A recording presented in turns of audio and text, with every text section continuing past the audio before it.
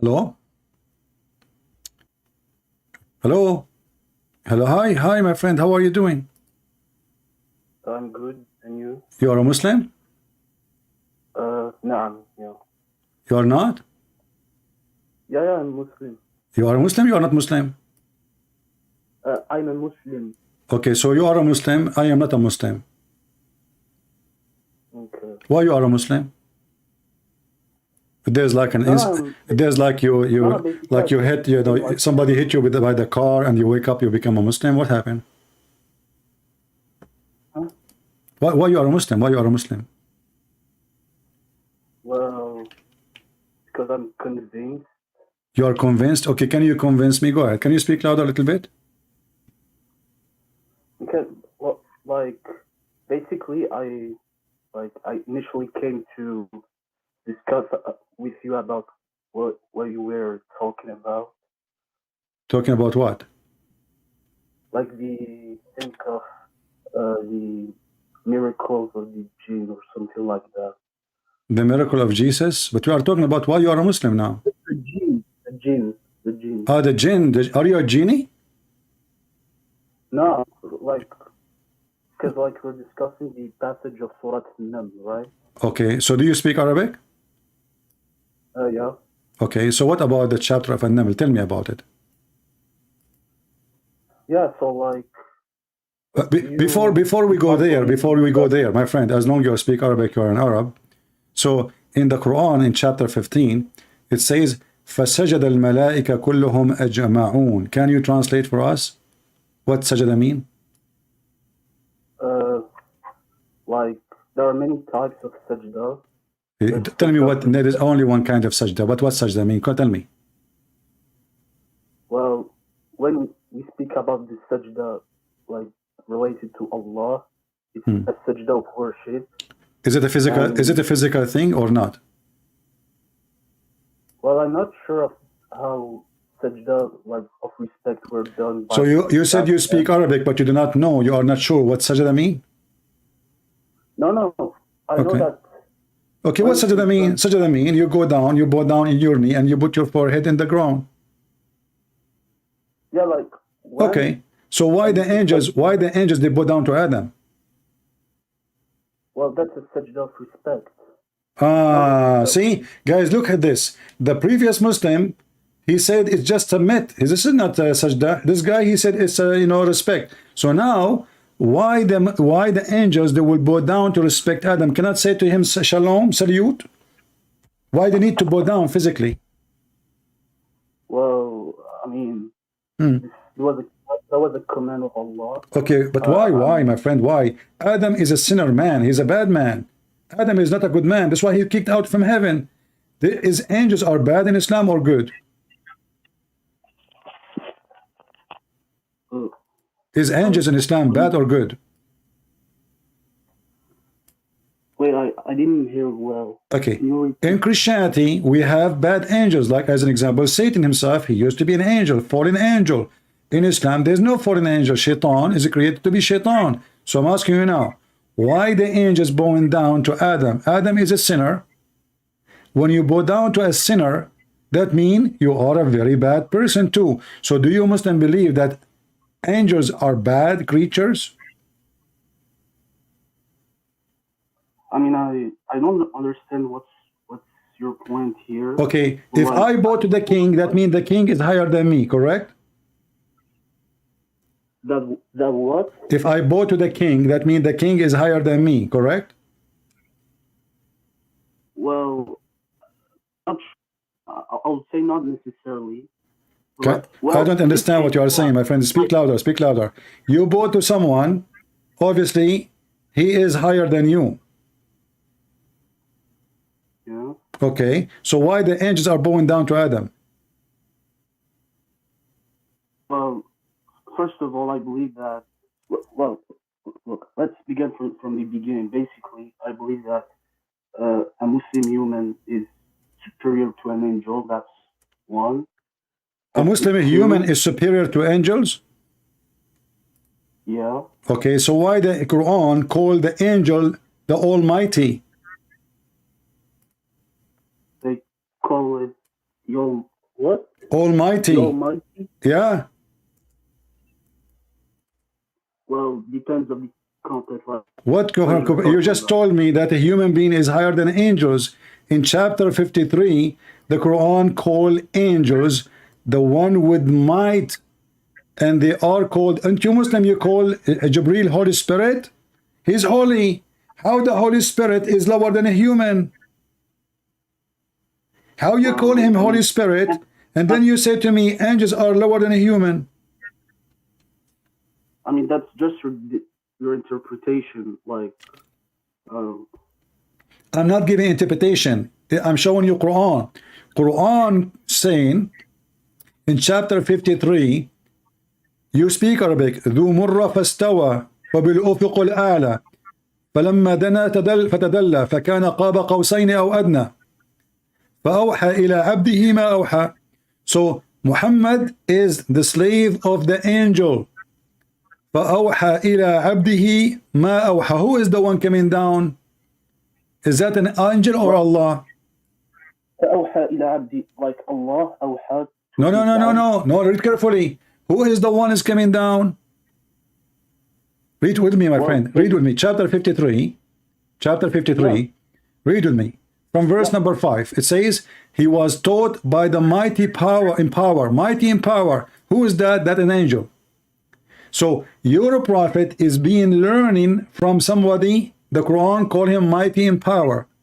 So how a human being is higher when he is learning from an angel? Even your prophet is lower than him. Everything he have is learning from the angel. Then we continue. Endued with wisdom. Who is the one endued with wisdom? Is the one who is teaching Muhammad. Do we agree? Yeah, but first let me come back to what you said. Like the verse of فأوحى إلى عبدي ما أوحى. Basically, if you go to the tafsir, like it's فأوحى, like the abd of Allah. Okay, but nowhere it says Allah. You see, the Muslim, they try to fix it. They add the word Allah because here there is a problem. Suddenly it says that Muhammad is the slave of the angel who came down.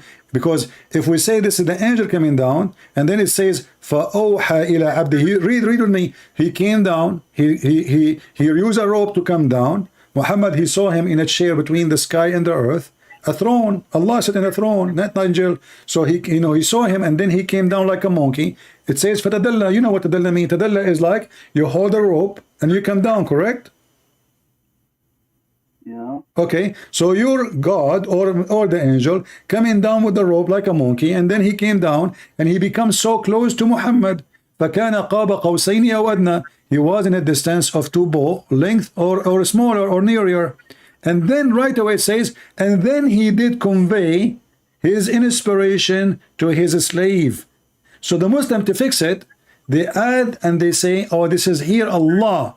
But nowhere it says Allah, nowhere it says an angel. Because now it's obviously this is Allah. Because if the one we are saying he is conveying to his slave, that means Muhammad is a slave of the angel. So now we have to fix it and we have to add the word Allah. As you see, it's not in the Quran, correct? Okay, but like, why the tafsir doesn't say as I say, they are trying to correct, they are trying to fix it. Because now when Muhammad he said that, and then, okay, that means Allah. Because it says, after he came down, and now, why he get close to him? Okay, what happened next? He got close to him. Who? The person who came down. He became so close to him, and he conveyed to his servant, his slave, not servant, ila abdihi. Abdihi is his slave. He conveyed to his slave what he conveyed. So who is the one is conveying? The one who came down. But the one came down, the Muslim, they say this is the angel. If it is the angel, then how then the language here using the word his slave? You cannot be the angel and you say Muhammad is the slave of Jibreel. So the Quran have a language problem, is a stupid book as usual, and Muslim they try to fix it by adding words is not there. And you said to me that tafsir says, well, the tafsir have no right to say something is not there. I just said to your brother before, the one who called me from San Francisco, I said to him, let me show you the tafsir. He said, I don't accept. You are doing the opposite. Islam is like, you know, Islam is a moody religion. One he want tafsir, the one he don't want tafsir.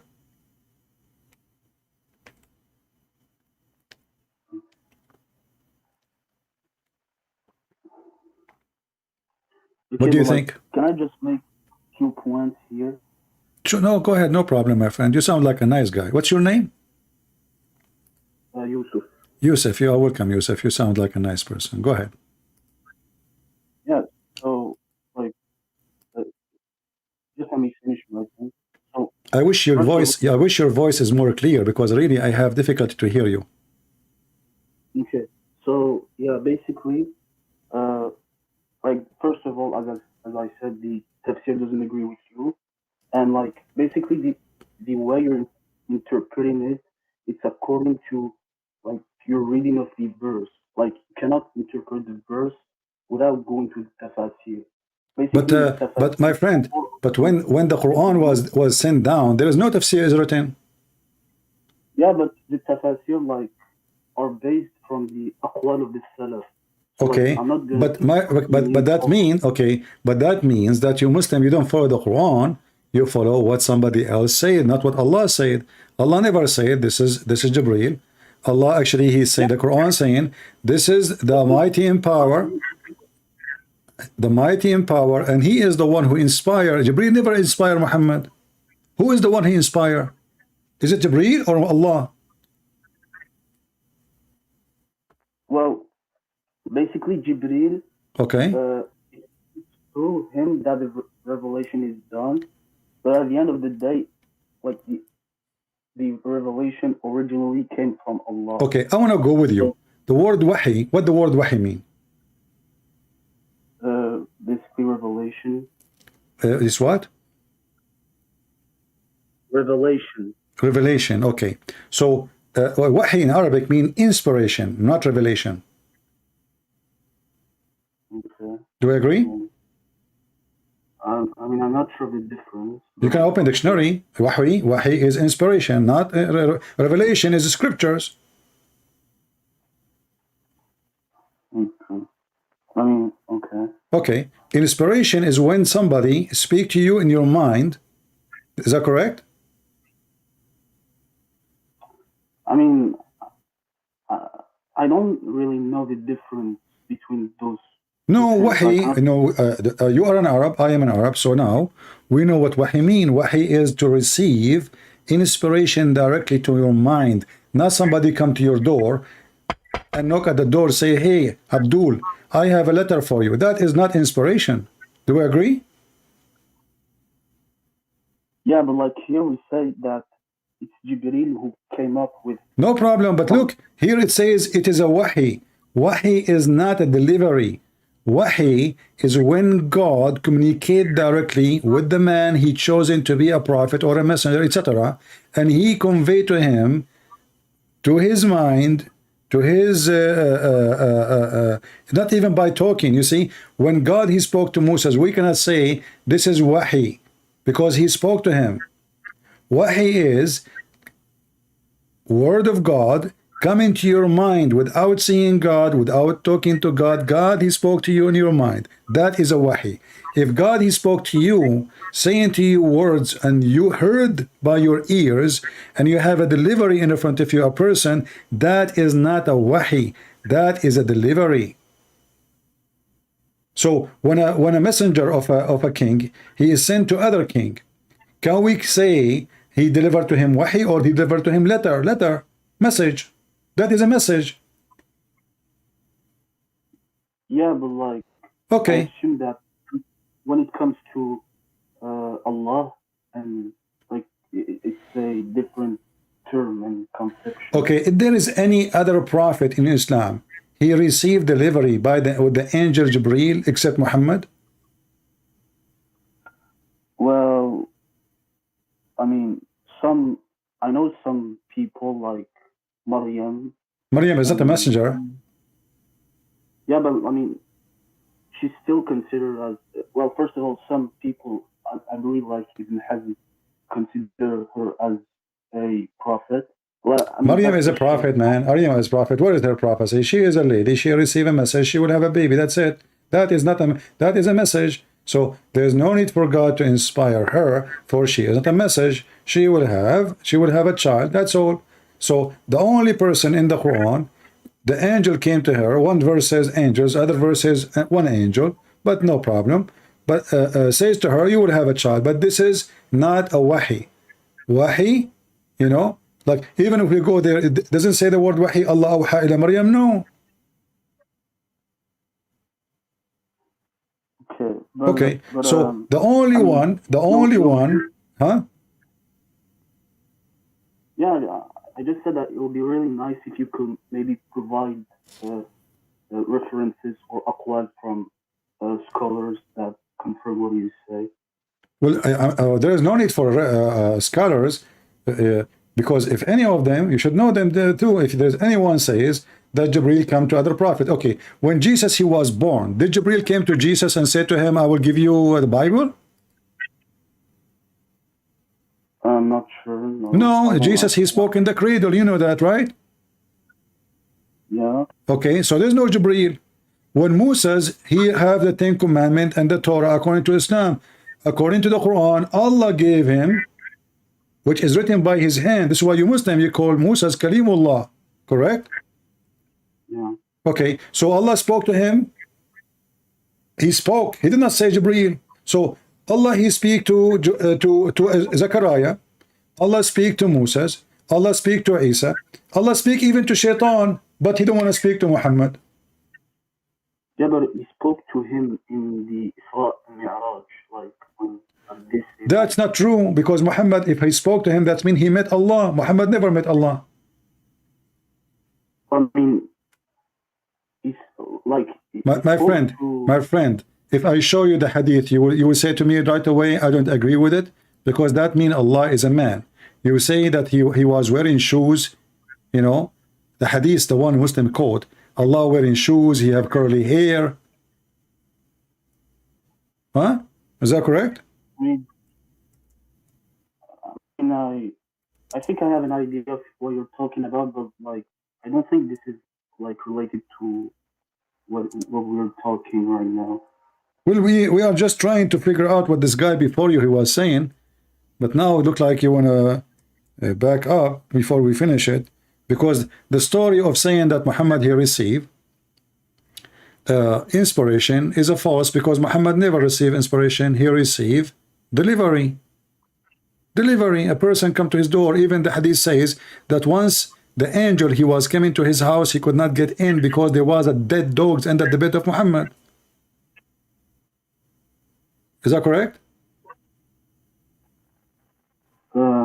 Like that the angel like give him things from that Allah told him. Yeah, that's correct. Okay, but why an angel cannot deliver the message of God because there is a dog inside? Because there is what? Why the angel, if this is inspiration, how inspiration can be affected by a dog? Well, I mean, what's the issue? Like, angels don't like animals and things that might be dirty. That's all. Well, is a human being is clean? Human being is more dirty than a dog.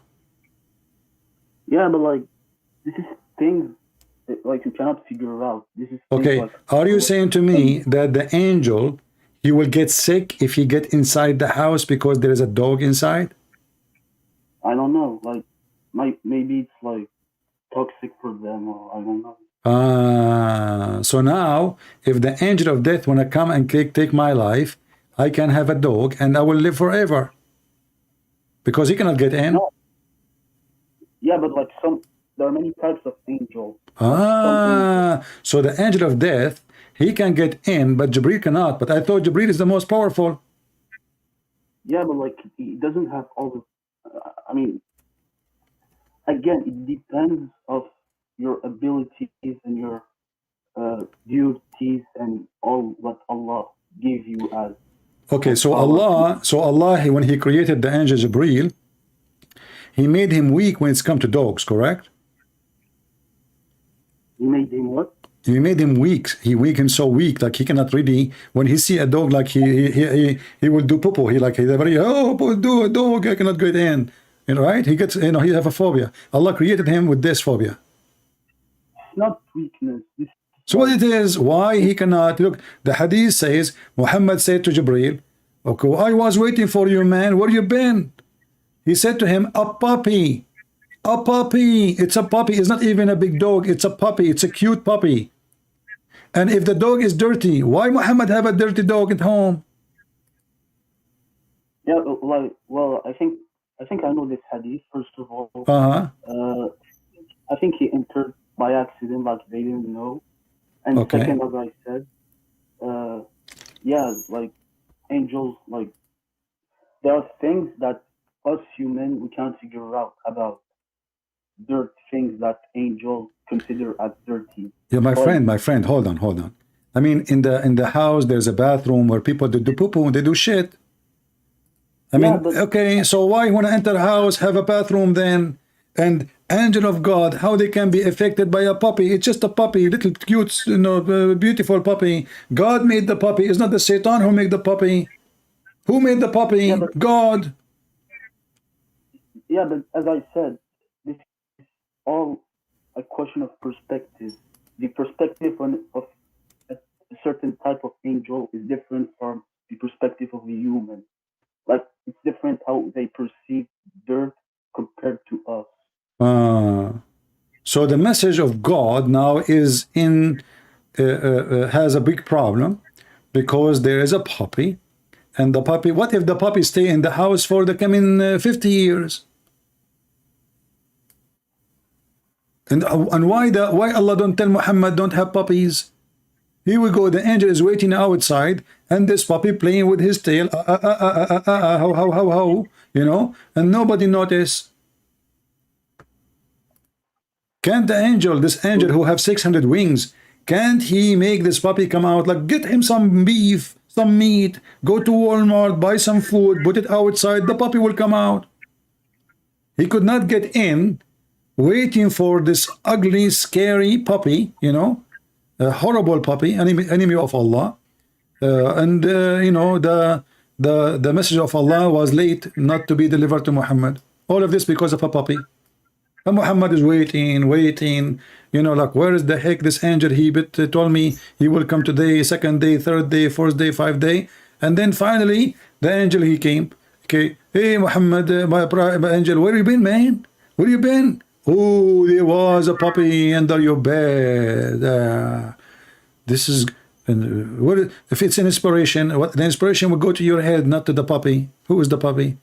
I mean, okay, don't they have puppy in Mecca? So what difference is going to be making in the house or in Mecca? The whole city have puppies and have dogs. Yeah, but like okay, how the angel enter the city? Yeah, but it's different in the house. And again, it's why it's different in the house? There is dogs everywhere. The whole town have dogs. So why it's different in the town? Well, this is because this is what Allah commanded, and this is what it's in the hadith. And I just want to tell you, in Islam, you must not look at things if you don't understand them in a human perspective. Human perspective, okay. You must look a bit more. Okay, can Allah come to my house if I have a puppy? But like, since when Allah come? Can Allah come to my house if I have a puppy? Who will win, the puppy or Allah? I have a house and I have a puppy in it. Do Allah dare to enter the house where I have a puppy in? Or he don't dare? Well, I mean, first of all, Allah doesn't incarnate on earth. Like, we don't believe in incarnation. Well, are you sure? Well, yeah. Okay, isn't it your prophet, he says Allah, he come every third part of the night? Yeah, this is in the, like, I think it's the Sama al-Dunya. Okay, but that means he incarnate, because now he is going inside his creation. Isn't it the Sama al-Dunya is his creation? This is not incarnation. He just like moved, but he stayed the same. Okay, do you see my screen? Yeah, I mean, I see. Okay, I want to show you something. Then you said to me, Allah don't incarnate, correct? Yeah. All right.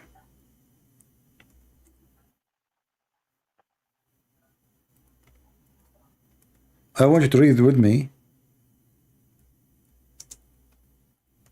this hadith. I heard the Prophet saying, our Lord will lay bare his shin, and then all the believers, men and women, will prostrate themselves before him. Is that shin of Allah is original or incarnate? I mean, I didn't read the hadith, so another, Allah will lay bare his shin, all men and women will.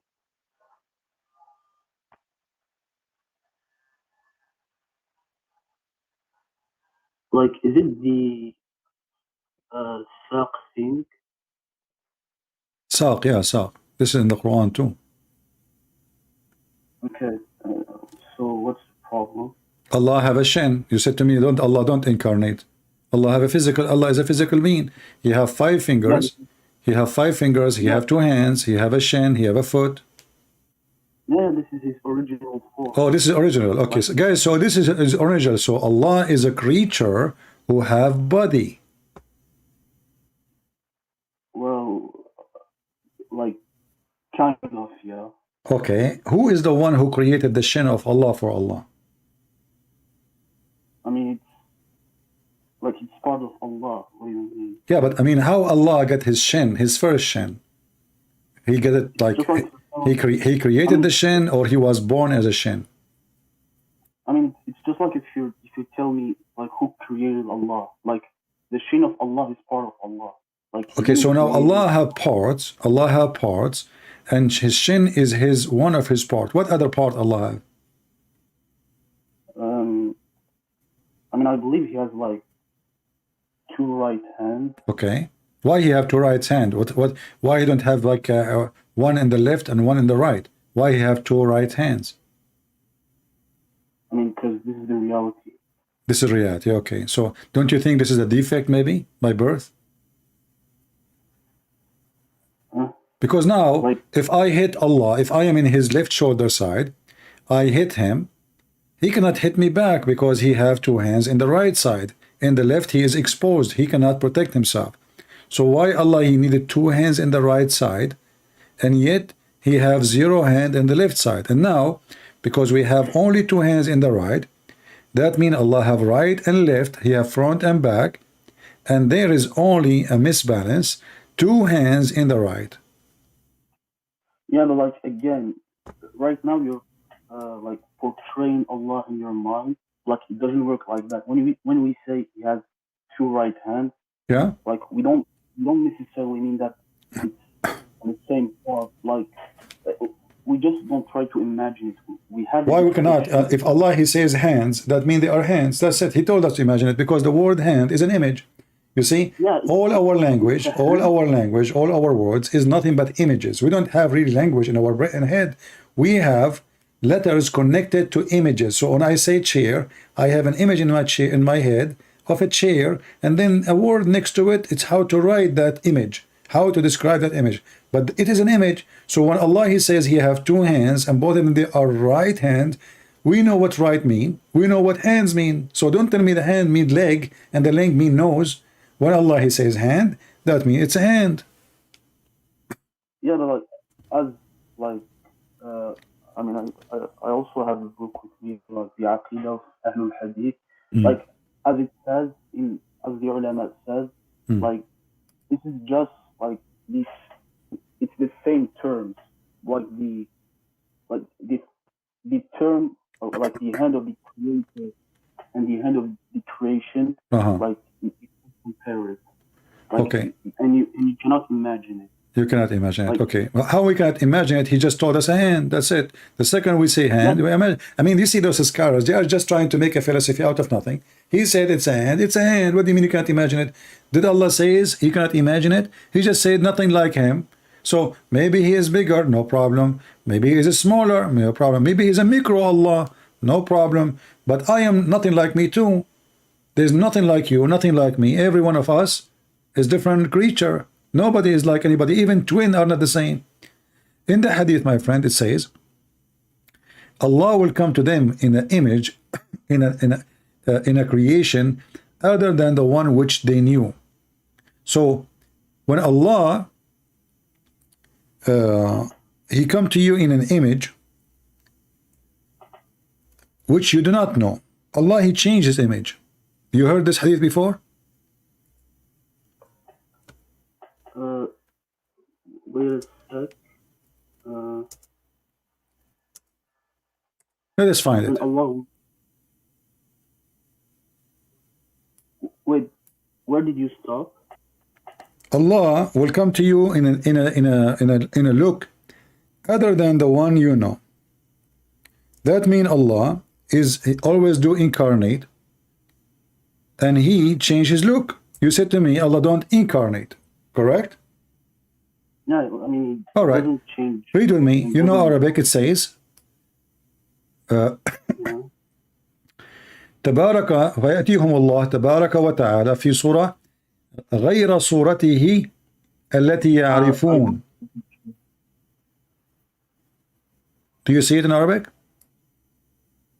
No, I don't. He come to you in a surah, in an image other than the one you know. So as you see, Allah not only he incarnate, he even play games, he changes look. So you said to me the shin of Allah is original, but obviously no, because Allah he keep changing his look. He's a transformer.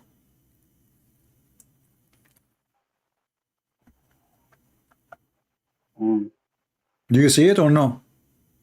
Yeah. Okay. So Allah himself is playing games. And now I want to ask you then, as long Allah, you said to me his shin is the original. So now what Allah will do with the original shin when he change his look? Is he going to put the original shin in the closet? And then he will make a new one? And then when he is done, he come back to the original one? I mean, it doesn't say those, like, it doesn't say how it will happen, so. Exactly. So, but the only thing we know that he changed his the way he is.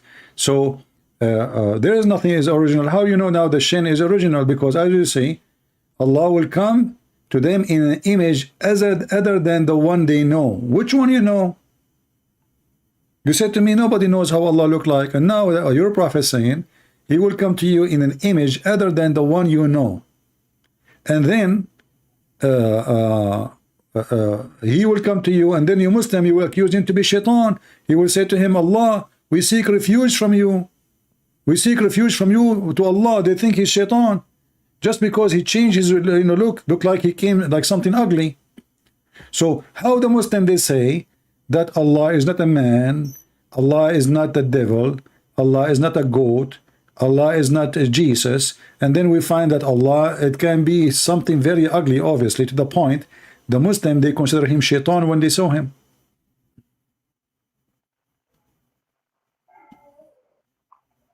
I mean, do you see it says we seek refuge? We seek refuge from you, and nobody will talk to him except the prophets. And then Allah will come to them in an image which they know, and then they will worship him.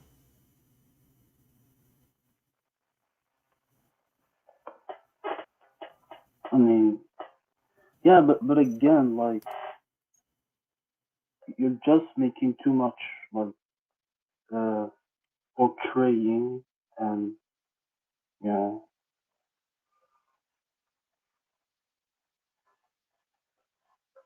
I'm making too much by reading for you what your prophet said, and making you think this is too much. Because here we find that everything the Muslim they say to us about their God, it turned to be a lie. Your God is not a spirit, and your God does not have a spirit. Yet your God is a physical being, which means he have a physical space. And he come down, and you agreed, every third part of the night. We are in the lowest heaven. So Allah is occupying a space inside his creation. So he is smaller than his creation.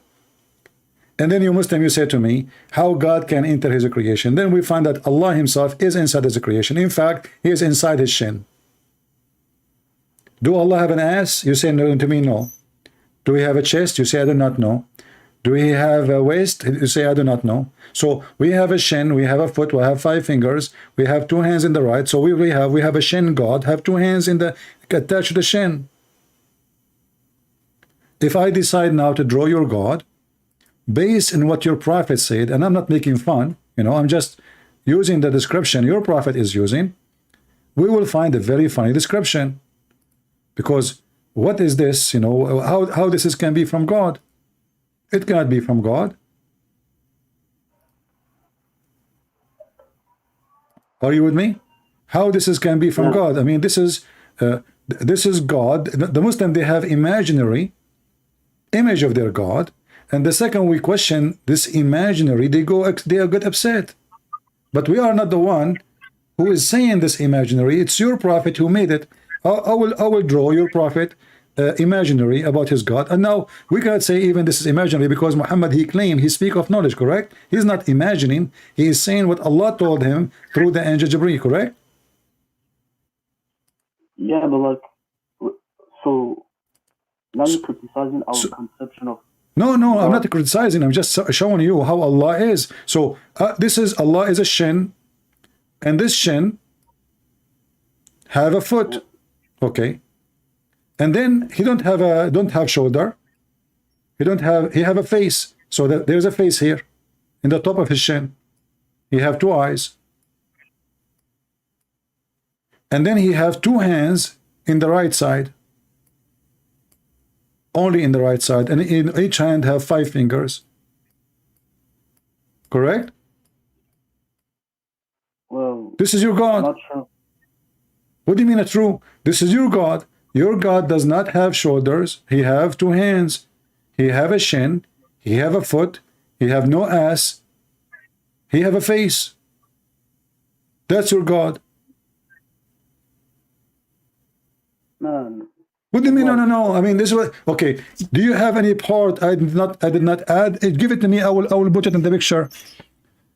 Did Allah he say he have an ass? No.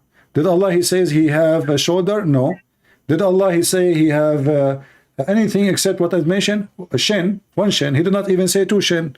1 shin, 2 hands, both of them in the right side, 2 eyes, a face. If there's anything else missing? As I said, man, just don't imagine it. Like why, my friend? You keep saying to me, don't imagine it, but Muhammad, he gave a description. He just did by saying he have a shin, he have a foot, he have a face, he have 2 eyes, he have 2 hands, and he even count for us how many fingers. And then you say to me, don't imagine it. How in the world? Like if somebody commit a crime, the police, they have somebody is specialized to listen to you, and then he will draw how you describe the person. So Muhammad described this person, Muhammad himself, Allah himself, he described to Muhammad how he looked like. And then you keep saying to me, don't imagine it. I'm not. It's your God who said that. Yeah, but like, if, for instance, I tell you someone is named Allah or Yahweh, like, does this necessarily mean that he has to be a person or creature that you could imagine? My friend, I do not need to imagine. As an example, when we speak about God, we say Jesus come to us, so we know he came as a man. That's it. There's no need for imagination. But now your God himself, he described himself, and you Muslim, you wash your hands. The second we say, okay, he have a hand, he have a foot, he have 5 fingers, he have 2 eyes. Okay, why Allah have 2 eyes? Why he have 2 hands? You cannot answer. Why he have 1 shin? Why he have a foot? You see, when we say foot, it's mean he walk with it. When we say shin, it's mean he use it to connect to his foot. When we say hand, it's mean he grab things with it. When we say eyes, that's mean he see with it. Right? Okay. But like, again, like, your argument might work against like a sect in Islam. I think they're called the Mujassima. This is how we call it. Yeah, I think this is how we call them. Not sure. I must verify. Yeah, this might work against them, like your argument. But No. I'm not. You see, this is not the Mujassima. You Muslims are very confused. It is Muhammad is the Mujassima. Muhammad, he gave you this prescription. So when this sect of Islam says, okay, this is what Muhammad said, why you go against them? This is what he said. Is Ibn Taymiyyah is a Muslim Mujassima? Ibn Taymiyyah, he said that Muhammad, you said to me, you remember? You said to me when Muhammad, he went up to the sky, he met Allah. Yeah. Okay, but this is what Ibn Taymiyyah said. He met him wearing a shoe, but this is according to Aisha, this was a dream. This is not true. He never saw Allah, he never met Allah, he never heard of Allah. Okay, but I think like he met him, but he didn't see him. Okay, how you can meet him, but you cannot see him? Because he was covered with. Where it says he met him? Can you show me? I mean, I don't have the hadith with me right now. Yeah, like, I don't have the hadith, so I cannot. How you meet somebody, but he is not there? And if Allah, his light is so strong, then how in the world Muhammad, he cannot even see the light? Because okay, let's see, you cannot see Allah, but you can see his light, and his light will make you blind. Isn't it the Quran says that when Moses asked Allah to show him himself, Allah, he shows some of his back to the mountain, and the mountain collapsed?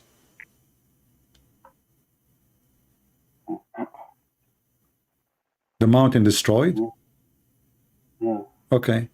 So how Muhammad can see it? I mean, isn't it Aisha said, whoever said that the Prophet he saw Allah is a liar? Isn't it the Quran says, لا تدركه الأبصار? No eyes can see him, and and his eyes can see everybody? I mean, tudrikhu isn't seeing. Like it's like seeing. I think it's tuksir.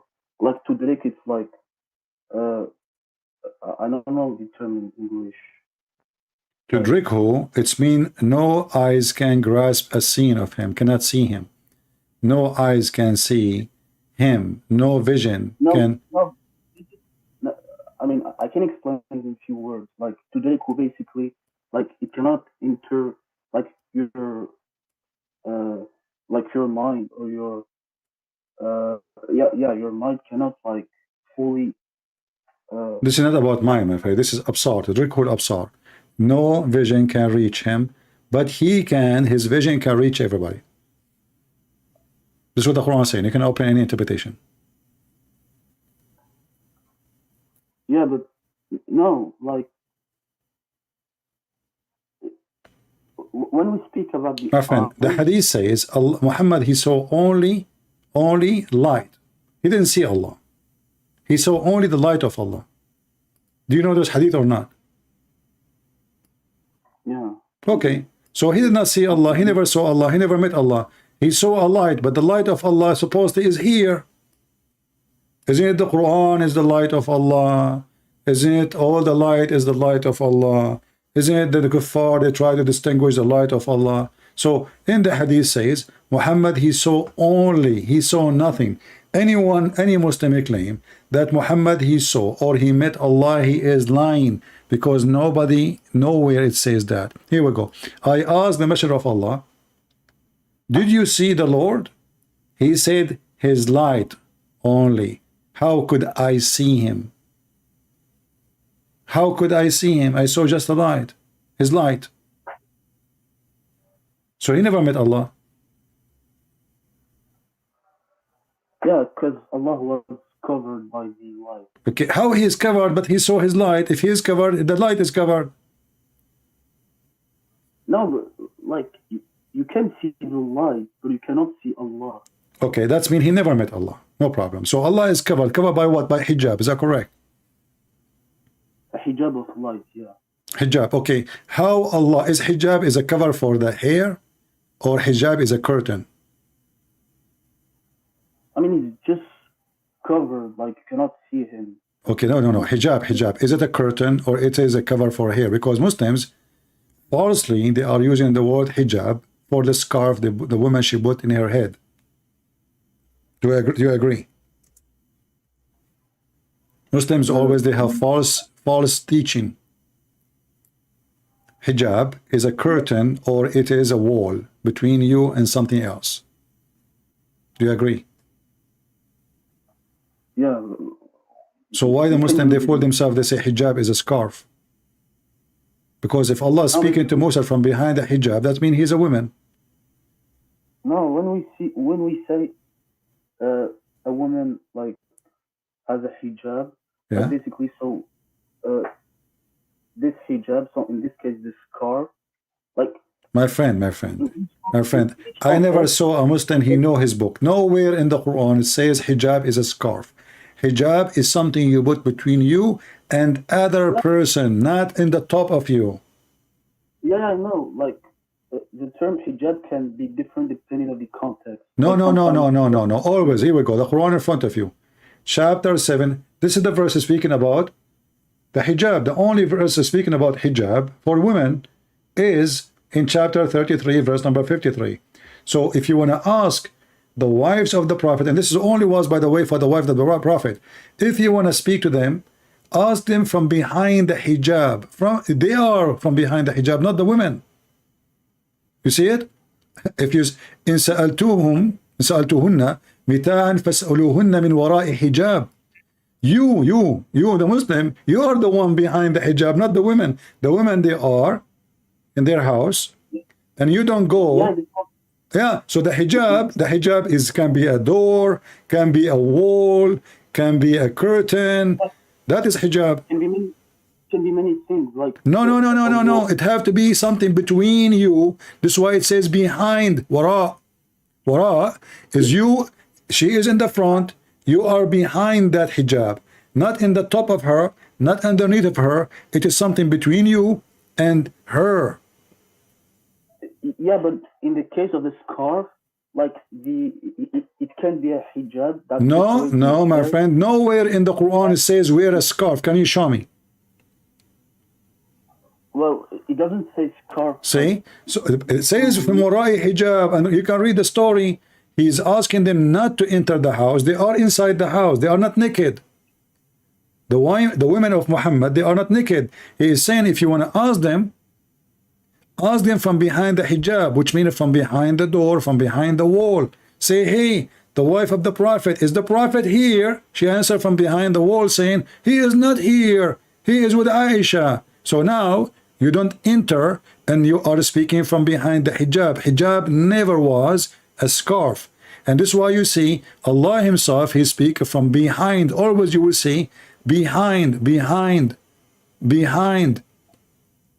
Why it's behind? Here we go. Chapter 42, verse number 51, it says, no one can speak to Allah except from behind. The Muslim translation saying veil. Veil is not a scarf. Allah is wearing a veil now.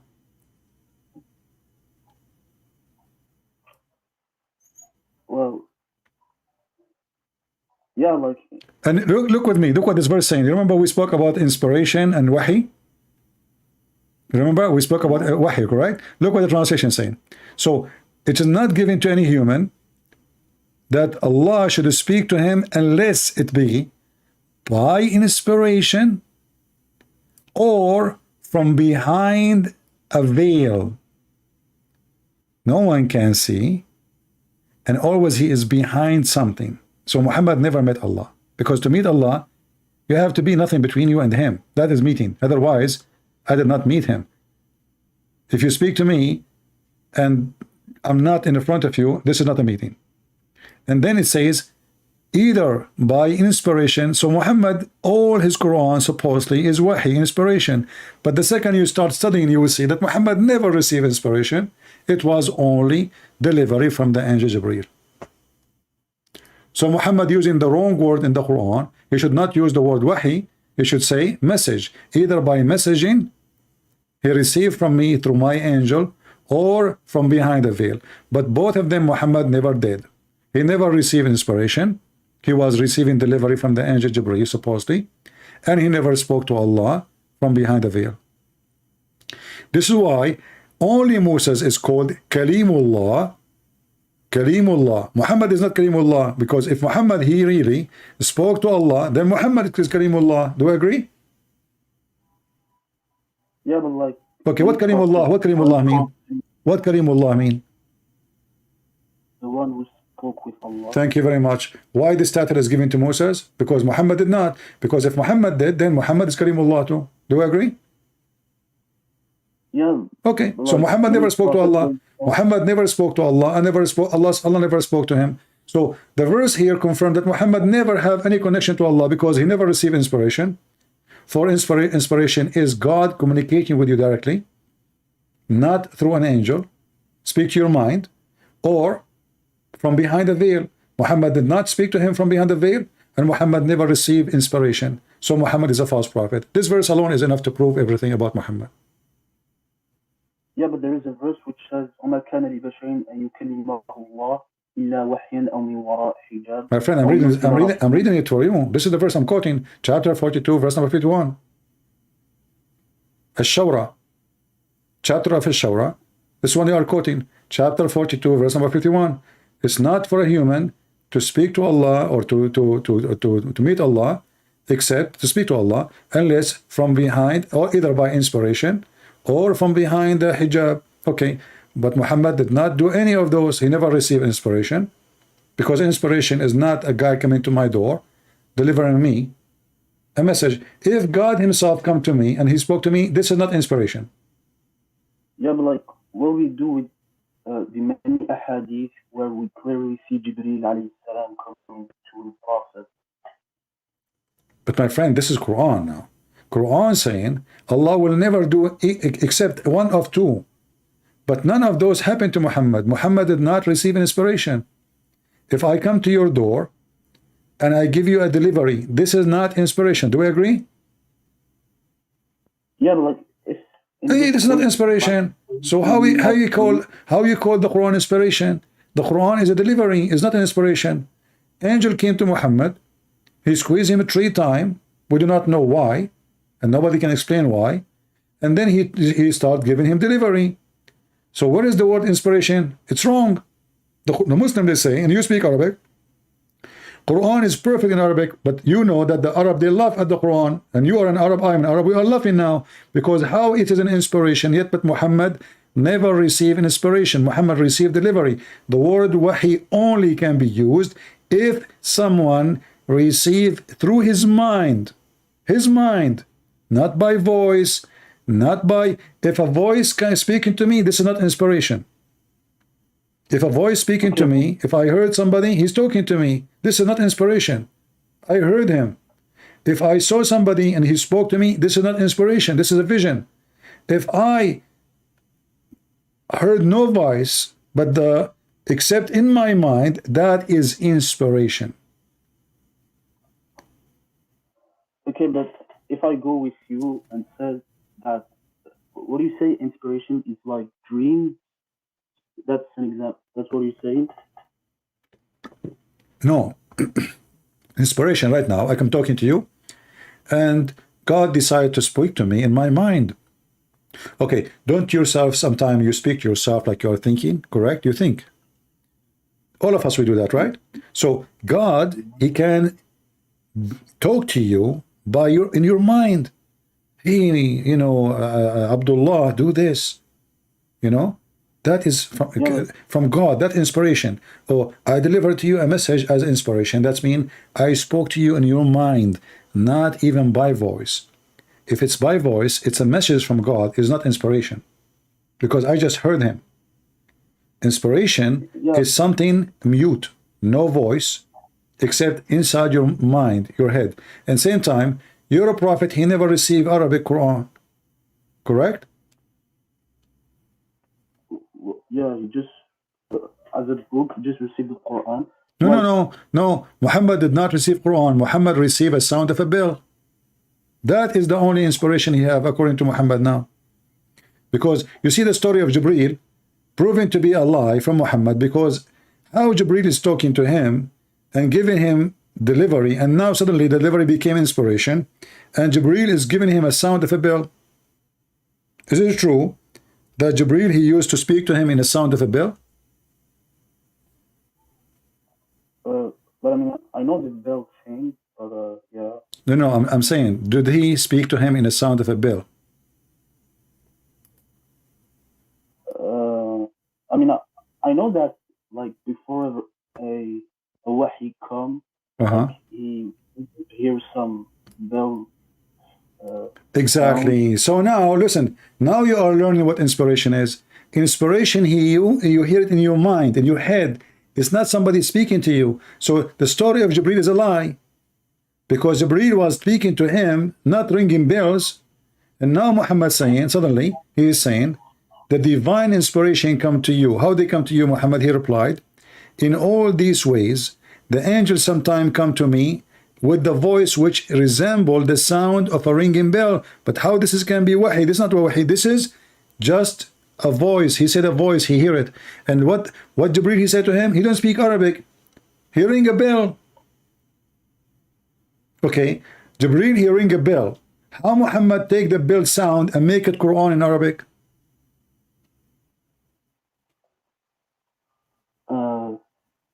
Like here doesn't necessarily say that, like when the bell come, like it's necessarily the Quran, and also like. Okay, but he gave him bell. He gave him a sound of a bell.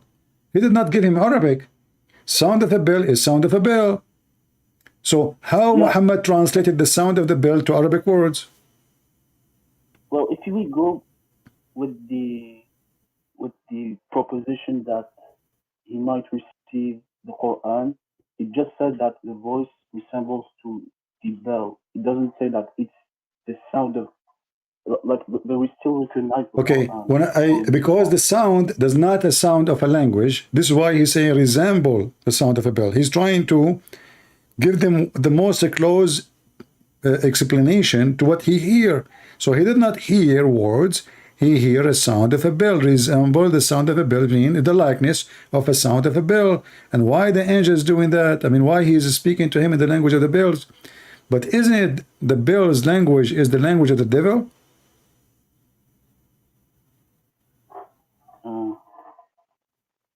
Is it your prophet, he said, that angels don't like and they will never accompany somebody? He have a bell sound with him? Well, here the sound of the bell isn't the bell of this world. Well, he said bell, my friend, bell is a bell. Why Muslim they have always two bell of everything? We say a shin, they have two shin. We have hand, they say two, there's other hand. We say fingers, finger is a finger, hand is a hand, shin is a shin, face is a face, eyes is an eyes. And you know what? Now bell is not a bell. It's a sound of it's a sound and it's a bell. Sound of a bell. And your prophet says angels will not accompany somebody. He have a sound of a bell. So now the angels they have more weakness, the puppy. And Muhammad, if he have a bell, the angels will not come to him. So how they will not, how they hate the sound of a bell, and yet they give him bell Quran. Okay, but like you said that we always have two different things. No, like, you are the one who have you have, not me. You Muslim, you create excuse. So I say to you shin, you say the shin is not like our shin. Who cares? It's a shin. You said you said to me, don't imagine it. But you just imagine it by saying shin. Shin is a when we say shin, we know what shin is. This is not imaginary no more. Yeah, but like for instance, when I say the foot, like it can be many things. But no. When your prophet he says, he put his foot in the fire. He put his foot, and the fire says qat qat. You cannot say it mean other thing. It doesn't mean hand. A foot is a foot. Yeah, it's a foot, but like again, you cannot imagine it. And why you cannot imagine it? You just said foot. The second you say foot, that's it. We know what it is. If you say fire, we know what fire is. If you say cloud, we know what a cloud is. If you say food, we know what food is. If you say elephant, we know what elephant is. So stop saying to me, don't imagine it. Already, we do not need to imagine it. You just told me it's a foot. Foot is not imaginary. statement. Foot is description for something is exist in a certain way, certain shape. So the second you use the word foot, it is a foot. You say 5 fingers, that means they are fingers. They are not 5 tires. Okay, but on this world, like when we say fingers or foot, like it differs depending on the creature. So imagine when No we talk problem. about Your God creature is weird. His fingers is maybe 10 meters long. That will not want to change anything. They are fingers. Lizard have fingers. Okay, but he's still a finger. Monkey have a finger. Okay, but they are fingers. So what? Nothing changed. Still the fingers are fingers. Okay, but like if you just can like know the exact reality of how he actually look like. My friend, like we your don't mind care. We can- don't care. This is not the question. You see, if you say to me you have a brother, he have a mustache, I don't know really how he look like, but I know now what mustache is. I do not need really to create my own way of a face now. You know how So you I look know what mustache mean. I know what a beard mean. I know when you say to me he is 6 foot, I know what 6 foot is. So that's it. But now you trying to avoid the description of your God, and you're trying to avoid that your prophet is weird person. He contradict himself. One hand, Shaitan, he is the one who used Bill. In the other hand, angel is the one who used Bill. In one hand, angels cannot and will never accompany and will never come to a person.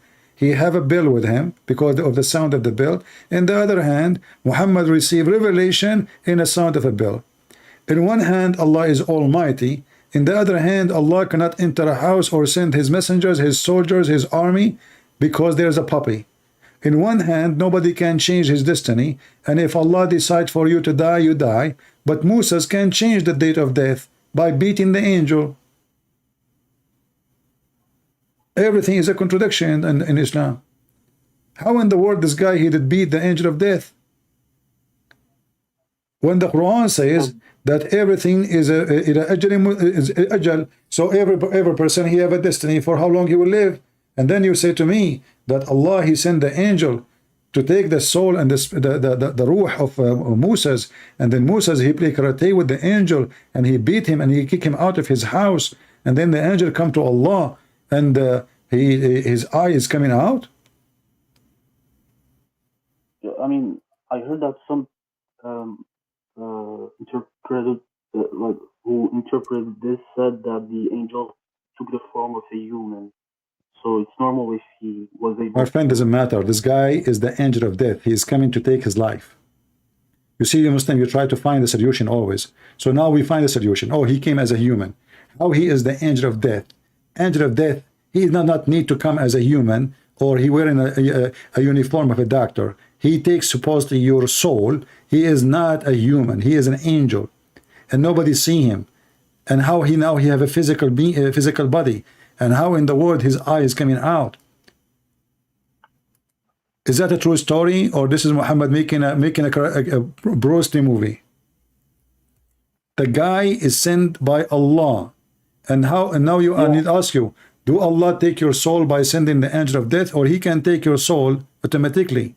Why He need to send the angel of death? What is that? What does the angel of death mean? I mean, it's his duty to take your Okay, soul. so Allah He decide that Moses today have to die. The angel is coming to take his soul. The Moses, you Muslim, you claim Moses is a prophet, right? Muslim prophet. Yeah. But isn't it truly that if you beat the messenger of the king, does that mean you disobey the king? Moses now he disobey God. Moses he is beating the angel of God. He refused the command of God. But he didn't know that he was the angel. No, he knew. He told him, read the hadith. جاء ملاك الموت إلى موسى عليه السلام فقال له أجب ربك فقال فلطم موسى عليه السلام ملك الموت. So he told him, I'm an angel. He told him, I'm coming from your Lord. Today your soul will be taken from you. What Moses he do? He played like a Bruce Lee now. And you know he beat the angel. What the heck? Why Muhammad did not do that with the angel? He can live longer. If this is the case, I am very well armed. Where is the angel of death? I will shoot him. Is Moses are like, is Moses a human, or he is like a, how in the world Moses is a change in his destiny by beating the angel of death? Like, but at that exact moment, like, it wasn't the, like, at that day, Musa alayhi salam was supposed to die, but when the angel of the death came at the first time, like, it wasn't at that time that it's the soul of Musa was supposed to be taken. So, like, Allah planified all that, planned all that. So are you saying to me, Allah, he sent the angel of death, and then he inspired Moses to beat the angel of death, and then the angel of death came to Allah, his eyes coming out, because this was the plan of Allah? I mean, this is qadr. Yeah. Okay, that means Allah is stupid, because what is this movie for? So guys, what our friend here is saying, Allah, he wrote a destiny for Moses that when the angel of death he come to him, Moses will beat him, and he will make his eye come out, and then the angel will come to me, and I will fix his eye, and then I will send the angel back, and I will say to Moses, put your hand there in the top of the ox, and then whatever hair is there, you will live in the same. So this is all is a movie drama. Allah, guys, he wrote the story before him with Moses, and Moses is not his will. Moses, Allah decide for him. Okay, so the angel, the poor angel, he went there to get a beat, you know, beaten by Moses. It's just part of a movie, and Allah is doing as he wish. All of those are victims. Moses is an actor, the angel is an actor, Allah is the player. You see, my friend, why we say Islam is stupid? Because now what the point? No. And you just mentioned something very important. You believe in destiny. That means everything now I'm saying to you is written by Allah. And everything you are saying to me is Allah, he made you to say it. So what the point? Even when a Muslim, he have a sexual intercourse, you know, is it true that your prophet, he says, Maktubun ala kullu farjin ismu nakihi, written in every vagina the name of the one who will if it? But like as a Christian, don't you believe in qadr? No, we don't. No, we don't. We believe that everyone have a free will. God, he created Adam and Eve. He gave them free will. Eat as much you want, do as much you want, except this tree. It's not a destiny. Don't do that. He did. This is not a free will. This is a free will. This is not a destiny. In your religion, no. In your religion, Adam, he commits sin because Allah forced him to commit sin. So what the point? So Adam is not bad, Allah is bad. Eve is not bad, Allah is bad. We are not bad, Allah is bad. For everything bad we do was a destiny. So Islam is stupid. And then Allah, why want to punish me if he decide for me to do the bad things? So he make me do bad things, and then he will punish me for doing bad things. This is madness. This is not even just. What is the just? Okay, but this is something concerning the qadr and Allah. I cannot question it. No, you cannot question it. I can, because I have a brain. Okay, but like, so if I go with your perspective, then even God in your religion created Satan, created... No, my God, he did not create Satan. You are wrong. My God, he created an angel. The angel, because he have a free will, he decided to disobey God. Okay, in your religion, Allah created Iblis. Iblis, he worked for Allah and he is a Muslim. Isn't it the Quran says Iblis is a Muslim? He was a jinn before. Well, yes, he's a jinn. No, he's a jinn, but he's a Muslim. Yeah, he was a Muslim. No, he was not. He is still a Muslim. No, right now he's not a Muslim. Okay, read with me this verse then, my friend. Here we go. I will show you a verse on the screen. Give me a second, and you read it in Arabic. Okay.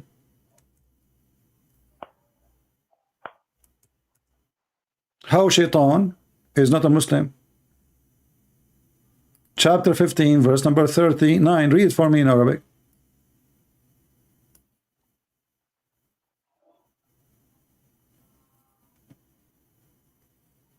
I don't see it. قال ربي بما أغويتني. Right? You see it? Yeah, I see. Okay. Who is speaking? Shaitan. What he call Allah? My God. Yeah. But it's not enough to believe in God. No, no, no. How he don't believe in God? He called him God. He worshiped God. And not only that, he said to him, you misled me. Who misled Shaitan? Allah. It's a destiny. Read there, my friend, read. It says, Bima aghwaytani. Because you misled me. Read it. This is the Muslim translation. Iblis, Satan said, oh my God, because you misled me, because Allah is a true Shaitan, Shaitan is a victim, because you misled me, I shall indeed adorn the path of error for them, between two bracket mankind on earth, and I shall mislead them all, except your chosen guided slave among them. So Shaitan is serving Allah. Allah agree. He said, this is my straight path to me. That's good. Go ahead. So Shaitan, he called Allah my God. And Shaitan and Allah agree. Shaitan, he say, Allah, you misled me.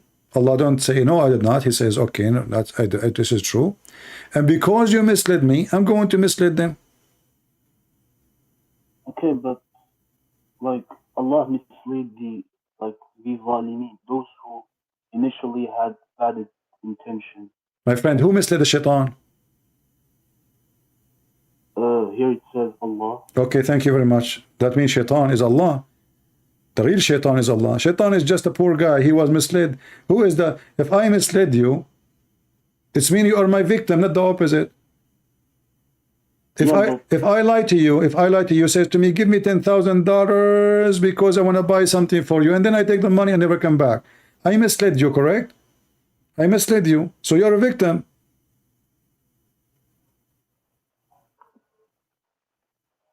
So Shaitan in Islam is a victim of Allah. The real Shaitan is Allah. Iblis is a poor guy. He is still believing Allah, even though after he misled him, because he have no choice. He believe in Allah. He worship Allah. And he said to Allah, okay, as this is what you wish, you misled me, I will mislead them. Allah, he says, good for you. Go ahead. And they made an agreement. I will mislead only those who they are not chosen by you. Which is very stupid, because how you can mislead someone? He is already misled, because the one is chosen by you already. It says, except illa ibadaka minhum al-mukhlisin, except your slave among them. Well, but how you misled someone? He is not a slave of Allah. You cannot mislead him, because already you are misled. If somebody is not a Muslim, how he will mislead him? He is not a Muslim already. He is misled already. I mean, the statement is written by a mentally ill person. How I can mislead someone? He lost the way already. Isn't it Islam is the true way? Okay, so I will mislead those who they are not Muslims. Okay, but those are misled. In order to mislead somebody, he have to be now in the state of not misled. If he is already misled, you cannot mislead somebody is misled. Like you say to somebody, I want to make you have cancer, but the guy already have cancer. So you do not give him a cancer. He have cancer already. So Shaitan will mislead those who they are already misled. That is stupid. But like, is it problematic for you that God can mislead? My friend, your God, it's not a problem for me. It's a problem for you, because you will go to hell. Your God cannot mislead me. So now we confirm that your God is a devil, because God, he guide. God don't mislead. Jesus, he said, I came for the sick, not for the healthy. What does that mean? The sick, he's not a doctor coming, he's opening hospital. No, he came for the one is misled, so he can lead them, not the opposite. Your God, he come to mislead. Everyone is misled in the world is misled by Allah, because Allah misled Shaitan, and then Shaitan, he misled everybody else. But because we believe in destiny as a Muslims, now we believe that Shaitan and a human being, they are misled by Allah anyway. Like, I think even God in either in Judaism or Christianity also, I think he misled as well. No. I can give you an example how God can mislead. As an example, a Muslim is coming to kill me. A Muslim is coming to kill me. God can mislead them by their evil, which means he will not make them successful to kill me. Not misled by, let us say, misguiding them. No, they are evil, going to do evil. So he made them in trouble with their evil. That's all. Like you are making conspiracy against Israel and you want to kill every Israeli.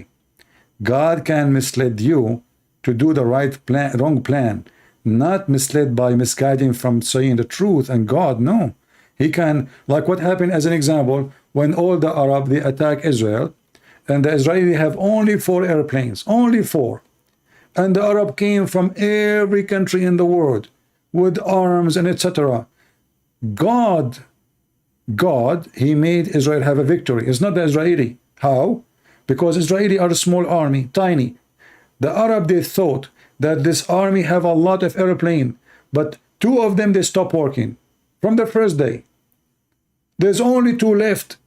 And the Arab army by hundreds of thousands, if they continue to Jerusalem, they will take it for sure. And they stop and withdraw and run. So their evil misled them. And God did not let them do their evil plan. And the Israelis survived. Then the Muslims, they decide to do second war. And then the Muslims decide to do third war. And each time they come, God protect Israel, and the Muslims are defeated miserably to the point they lost Jerusalem and they lost a great part of land. Even the Egyptian, they lost the Sinai, and the Syrian, they lost the Golan Heights. So you came swarm like locusts from every direction. The Syrian, the Iraqi, the Moroccan, the Saudi, the Saddam Hussein, I mean from everybody. 100,000 soldiers from Egypt alone. And you've been defeated miserably, and you lost the land. Why? This is not an army power. This is God power. This is how God can mislead the evil ones. They want to do evil, and he decides to protect those people. And if God, he decides to protect them, not the evil of Muhammad, not the evil of Allah, not an evil in any word, can make it happen. If God is with me, if the Lord is with me, no one can be against me. This is what the Bible says, my friend. Anyway, I want to say thank you for being here with us. You are a nice person. You can call me next time, Yusuf. All right? All right? And I will be happy to talk to you. I hope you learned something good today. And, enjoy your conversation between me and you. Same time, next time you call me, we can continue the conversation. I spoke to you for 1 hour and 17 minutes. 1 hour, 18 minutes, But it was pleasant to talk to you. You're a nice person. And if you have a sheikh, would like to join us, I will be happy. You are an Arab. Sure. Can I know from which country you are? From Algeria. Algeria. Can you invite a sheikh, big sheikh from Algeria to join us? I mean, I'll see. But I don't know shuyukh that know English very well. Oh, you can translate if you want. I mean, they can. I'm sure they will find somebody.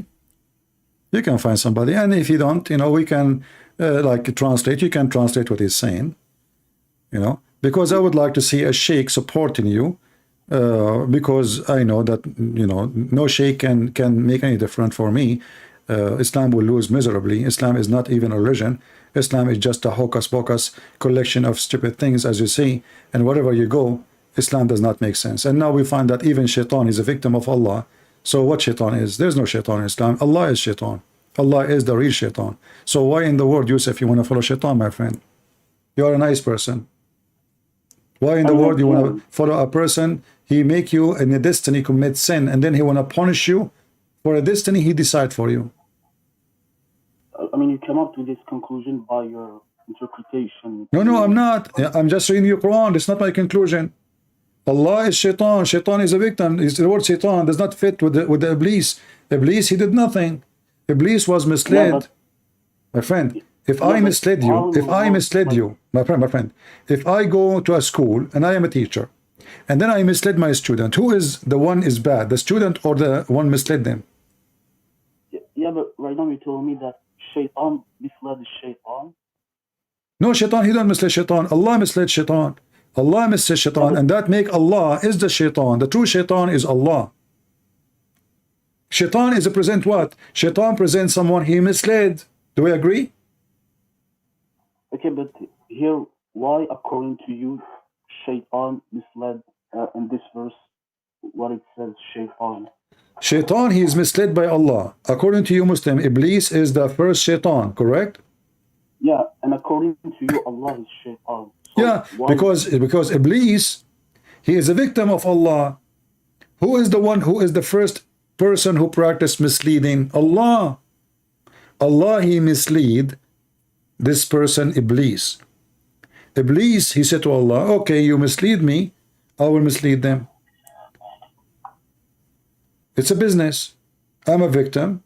I will make them victim like me. Allah, he said, good deal. Go ahead.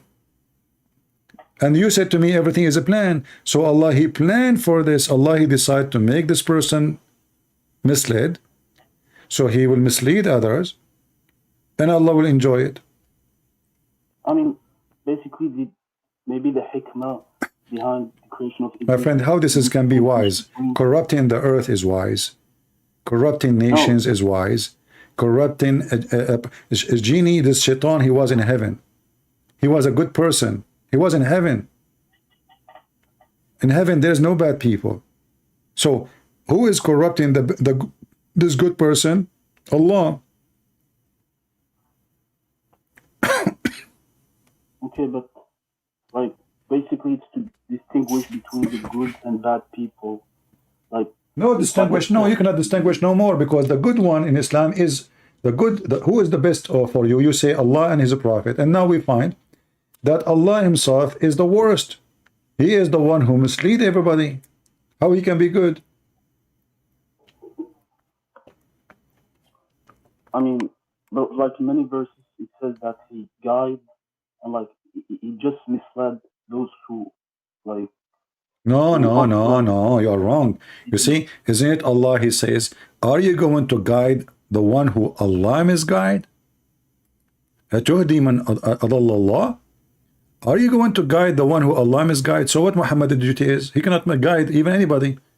The one who Allah misguide, nobody can guide him, correct? So the Quran confirmed, this is why my books, I don't know if you have my book, you can read it, Deception of Allah. I have Quran and Science, Sex and Allah, you can read them, all my books. So, أَتُهْدِي مَنْ أَضَلَّ اللَّهِ, are you going to guide the one who Allah mislead? So, how you will guide somebody Allah mislead? Well, okay, that means nobody can be guided, because Allah is a shaitan, and Allah actually is more shaitan than shaitan himself, because nobody can guide the one. If somebody is hypocrite, who guide him? Allah. If somebody is disbeliever, who misguide him? Allah. Chapter 4, verse number 88, it says, do you want to guide him who Allah misled? Adal, you know what adal mean, right? He did lie to. He did fool. He misled, he sent astray. Are you going to guide the one whom Allah sent astray or misguide or misled? And he whom Allah made go astray or misled, you will never find for him any way, between two bracket, of guidance. Your God, my friend, is the devil himself. Sad to say. And I'm here trying to save you, but it's up to you.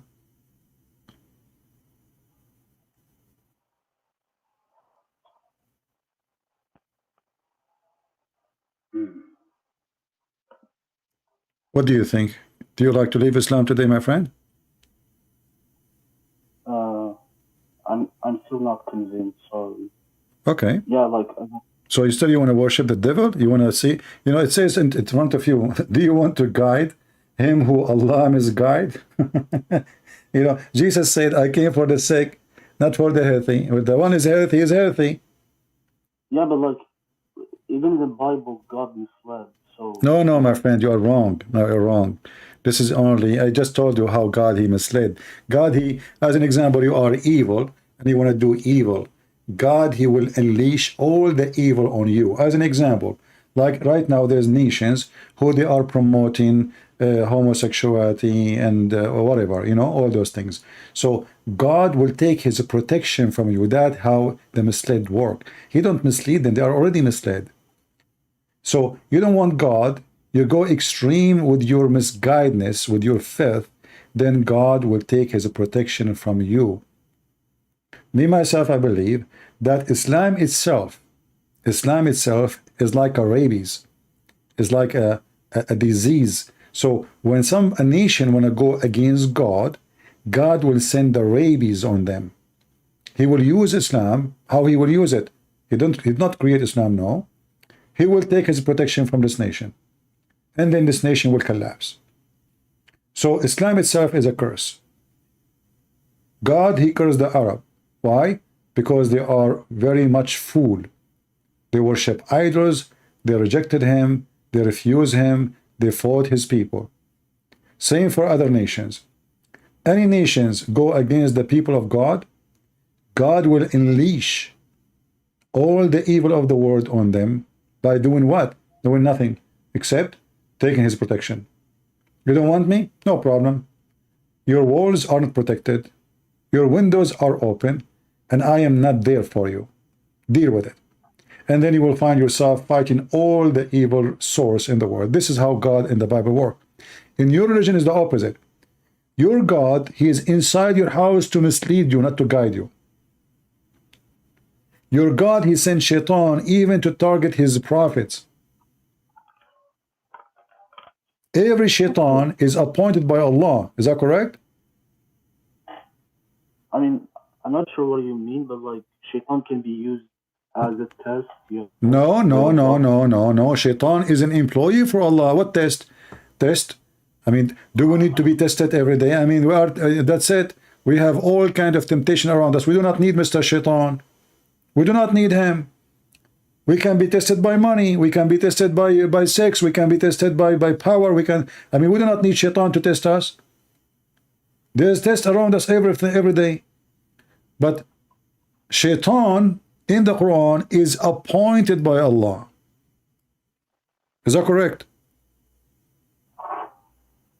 I'm not sure what you mean by appointed. Isn't it Allah says that Allah وَكَذَلِكَ جَعَلْنَا لِكُلِّ نَبِيٍّ عَدُوًّا شَيَاطِينُ الْإِنسِ وَالْجِنِّ. We made for every prophet enemies from shaitans and from mankind. Who is the one who appointed them? Allah. So even if somebody is against your prophet, is appointed by Allah. Even if shaitan is against your prophet, is appointed by Allah. So who is the shaitan? Who is the head of the shaitan? Allah. Allah, he is a command. He is the command of Satans in the world.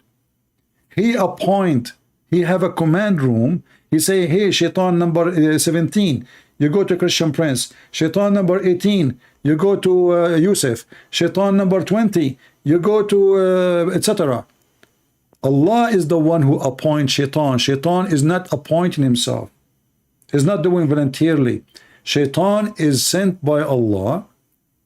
He worked for Allah. Okay, look, let me explain. Basically, how I believe is that the shayateen, like, are in earth, as I said, as ibtila, or to distinguish the believer from a non-believer, and also, so in this case, why Allah... My friend, doesn't matter. You see, you are not listening. Yusuf. Yeah, Yusuf. Ya Khoy. Isma. It doesn't matter. It's a test or not. Still, shaitan is a victim. Shaitan, he have no choice. Allah sent him. It says in front of you. Allah, he appointed shaitan. Allah, he sent shaitan to you. So why you want to do that? You said to me, this is a test. Well, don't Allah, you just told me it's a destiny. So what test? It's a destiny. Everything you do is already pre-written. There's no test. It's already known by Allah. No. There's the difference between known and destiny. Destiny is not about being known. As an example, when somebody commits sin by having sex, is he making a free decision or it's a destiny, my friend? I mean, it's his free will according to... No, that's false. There's no way in Islam it says that. Read with me. This is Sahih Muslim. It says, verily Allah has fixed the very portion of adultery which a man will indulge in, and which he of necessity must commit. It's a necessity. The adultery of the eye, the lust of look, etc., blah blah blah blah, and the intercourse will confirm.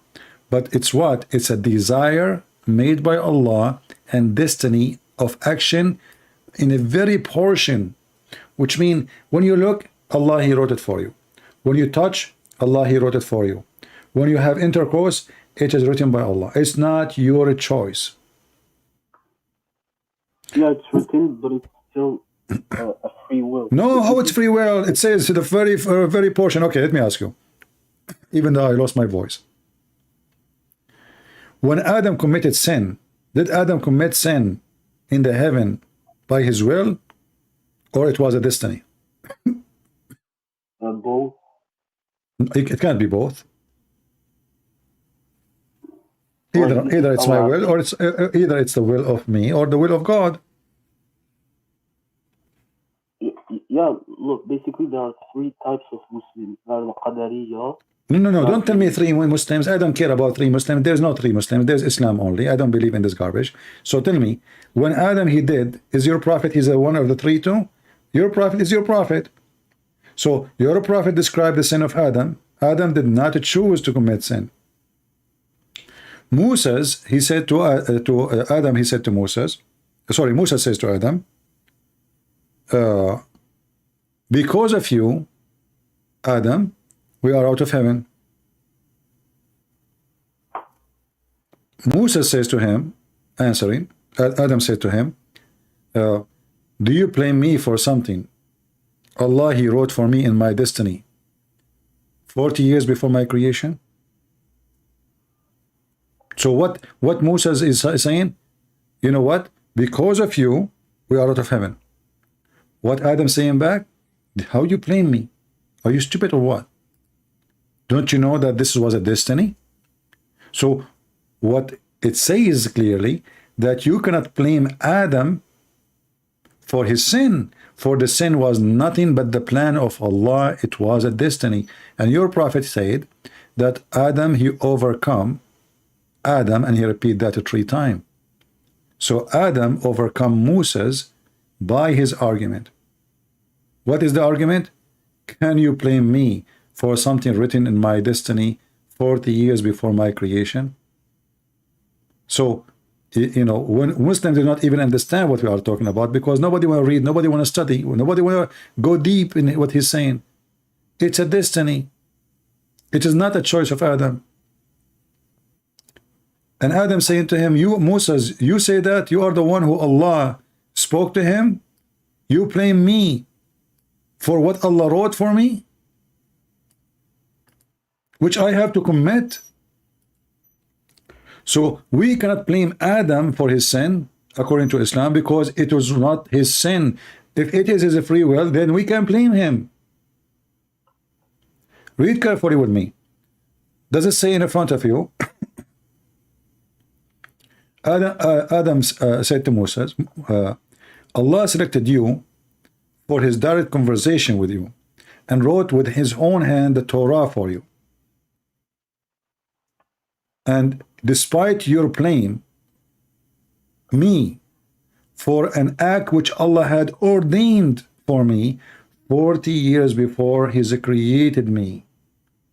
Allah Apostle says, and this is how Adam came the better of Moses, and he repeat that 3 times as usual. So Adam's sin is not a free will.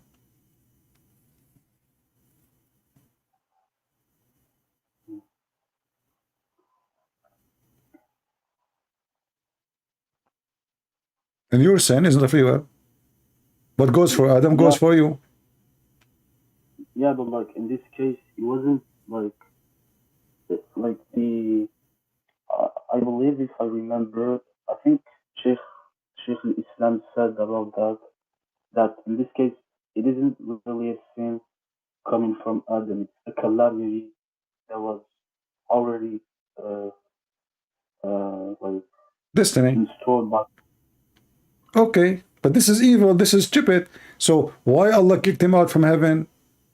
And why Moses a Muslim prophet, yet he don't understand how Muslims they say Moses is a prophet, yet he don't understand what Adam is saying. Why Moses accusing Adam? Look like Moses is a Christian person, because this is what the Christian believe. The Christian believe because of sin of Adam. This is what original sin. Because of Adam's sin, free will, by free will, he was kicked out, and we are his children, so we are out. We are born out. So this is what the Christian believes. So Moses cannot be Muslim. For Moses, and this is after death, Moses and Adam are debating in heaven. So Moses, he spent his life as a Muslim according to Muslims, and yet he don't understand that this is destiny. Adam teaching Moses. Allah never taught Moses. So now, because we know that Adam and Moses never met, how they will meet? Where they met now? This is in heaven supposedly. Moses and Adam, which is very funny, because according to Muhammad, every prophet is dead, and he will be the first one to be resurrected. So why Moses and Adam are in heaven now? Stupid story. But anyway, the more your prophet he speak, the more he make disaster, and the more we help us to make Muslims agree to leave Islam and save them. And I hope, my friend, you will be saved and you will leave Islam soon. As you see, this is stupid. Why I'm going to be punished for a sin? It's a destiny.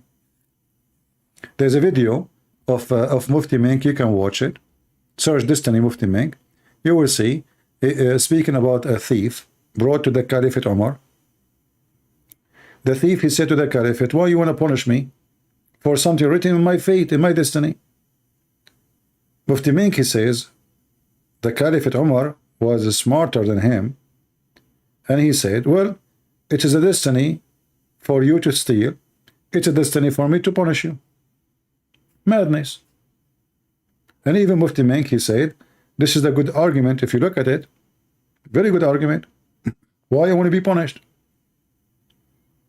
It's a destiny. So the thief is not a thief. The adulteress is not adulteress. The kafir is not kafir. For this is destiny, and Allah playing with us.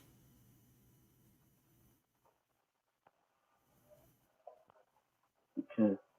But again, like I said, like you didn't let me explain the Okay, my friend, you can explain to me next time we go live, because it's getting very late for me. It's almost 12 p.m. So I'm here for many hours, and my throat is really hurting. So I'm happy to talk to you, my friend. You can call me next time. Anytime I go live, feel free to text me and I will call you. All right? All right. Take care. Be safe. Bye-bye.